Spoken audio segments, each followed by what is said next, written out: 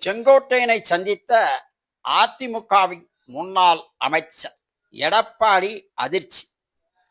செங்கோட்டையன் கடந்த 4ஆம் தேதி எடப்பாடிக்கு முக்கியமான ஒரு கெடு விதித்தார். அதிமுகவை ஒருங்கிணைக்க வேண்டும் என்றும் அப்படி ஒருங்கிணைக்க 10 நாள் அவகாசமும் தந்தார்.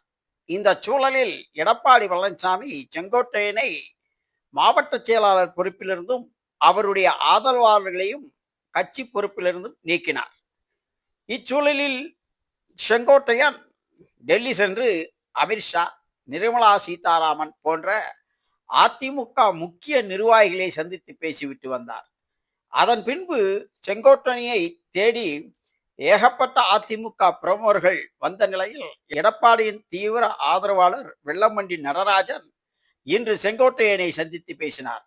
இன்னும் 15-20 நாட்களில் நல்ல செய்தி வரும் என்று மகிழ்ச்சியுடன் கூறி சென்றார். இது எடப்பாடி தரப்பில் பெரும் அதிர்ச்சியை ஏற்படுத்தியுள்ளது.